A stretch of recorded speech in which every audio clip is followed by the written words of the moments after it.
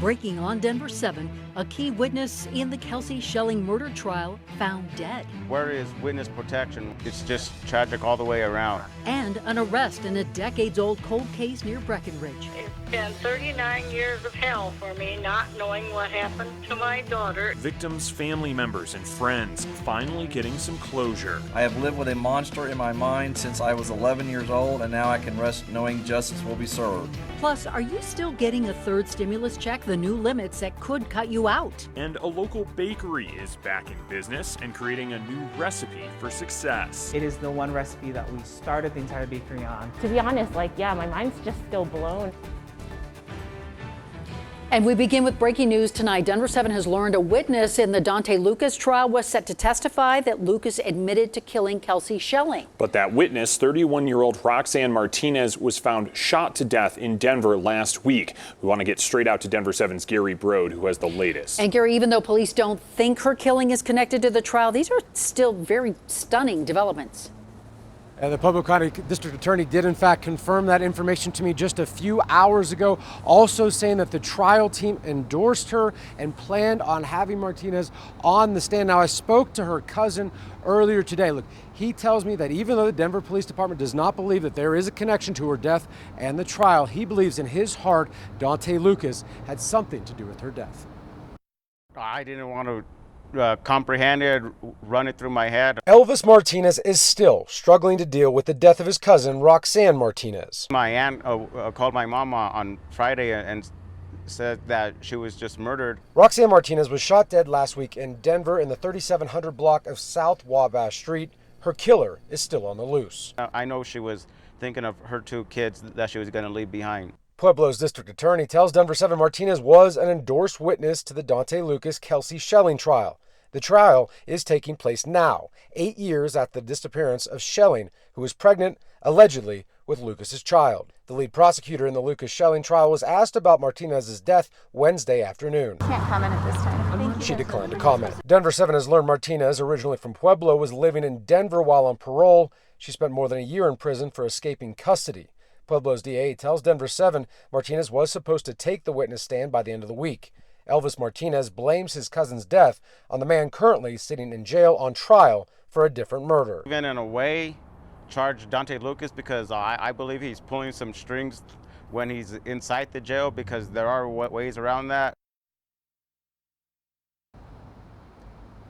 Dante Lucas' attorney would not comment on Martinez's death. Kelsey Schelling's parents could not be reached for comment. Pueblo's DA tells us the prosecution is expected to rest by Friday. Reporting live here in Denver, Gary Brode, Denver7. Yeah, still very troubling. Gary, thank you. Finally, some sense of justice in a 39-year-old cold case near Breckenridge. Denver7 was first to bring you the news that police arrested 70-year-old Alan Phillips as a suspect in the killing of Annette Schnee and Bobby Joe Oberholzer.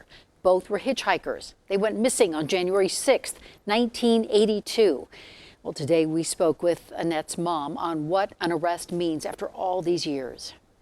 I thought there would be no closure. I thought maybe I'd be gone before I had closure to this case.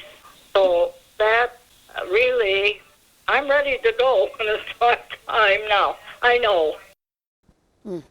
Today, police gave more details about the arrest, saying they were able to connect Phillips to the crime scenes using DNA in genealogy databases.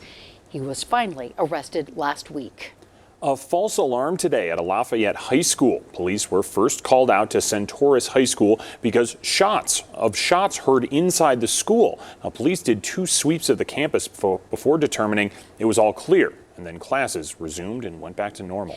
Businesses in Denver, Arapahoe, Weld, and Summit counties can now increase their capacity limits to 50%. All 4 counties were just given the green light for the state's 5-star program. This also means that last call is sliding back to midnight. Now, keep in mind, all these counties are still in yellow. That means only 5-star approved businesses can operate under the new capacity limits and last call times. Also new at 5, another milestone reached. More than 500,000 Coloradans have now been vaccinated with both doses of the COVID-19 vaccine. Also, we're getting closer and closer to 1 million vaccinated with at least 1 dose. Now, these numbers will obviously jump once the Johnson & Johnson vaccine arrives, and Colorado should get its first shipment of 45,500 doses at the end of this week.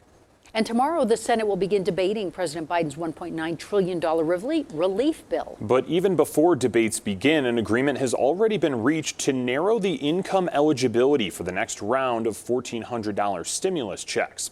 Now, like the previous checks, the new plan would still allow families earning $150,000 a year and individuals earning up to $75,000 a year to get the full benefits. But now, instead of the smaller checks approved by the House, individuals making $80,000 or more won't see any money. That also includes families making more than $160,000. Payments are still based off of your 2019 tax returns. Now, a vote on the bill could take place by this week. President Biden said he is set to immediately sign it to get checks quickly out to Americans. Well, this Friday, Colorado will mark 1 year since the first case of the virus here in our state. Governor Polis is set to address the state and remember lives lost at 6:30 p.m. It will be followed by a moment of silence. We will have live coverage on air, online, and on our streaming apps. Boy, a small change can make a big difference for restaurants hoping to rebound during this pandemic. One Aurora bakery worried their business would crumble under the stress of lockdowns. But instead of shutting down entirely, they got to work back in the kitchen. Denver7's Russell Haythorne takes us to Third Culture. In a pandemic which disproportionately affected Asian, Black, and Latino businesses, Third Culture Bakery in Aurora is beating the odds. It's kind of like a survivor guilt kind of thing. Hi, what can I get you today? Owners Sam Booter and Winter Shu say their signature mochi muffin is a key ingredient to their success. Sam created the recipe a few years ago. It's exploded in popularity on social media. It's our muffin topped with sesame seeds. It's just kind of like, as I mentioned before, crunchy on the outside, soft, chewy center. It is the one recipe that we started the entire bakery on. Anything else? It's the recipe that I took from my mom's cake growing up, and I don't know, it's just kind of unassuming, but I think once people take a bite of it, they really get it, and it's just so different and so deep and complex in flavor that I think. The muffins drew huge crowds when Third Culture opened in February 2020, but those crowds vanished when the shutdown orders took effect a month later. During the shutdown and during the first 2 months of the lockdown, my gosh, I thought I was going to lose everything that we had been building for the last 3 years. At a desperate moment, the couple behind Third Culture Bakery chose to innovate again. In the early days of the pandemic, we had to kind of close for a couple of weeks just to kind of reassess, re-strategize. So we kind of re-engineered the recipe a little bit so that A, it travels well, and then B, there's ways that people can kind of reheat it at home to recreate that fresh out of the oven experience. Mostly it was Sam. He's just such a wizard in the kitchen for his balancing of flavors. His palate is amazing. The nationwide shipping business buoyed Third Culture during the earliest part of the pandemic. Then in June, business skyrocketed. Now Third Culture draws a line out the door on most weekends. To be honest, my mind's just still blown. Like a lot of our regular customers have folded us into their weekly routine, so it's been great, seeing the mother-daughter duo come in every Friday.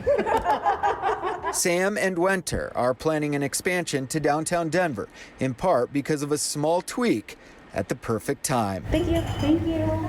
I'm Russell Haythorne, Denver7. A quiet mountain town, getting a new park and plenty of new visitors. Believe it or not, there's not a lot of traffic. Why some aren't too happy about the new addition. No, who knows? Maybe over 100 cars are going to be coming daily.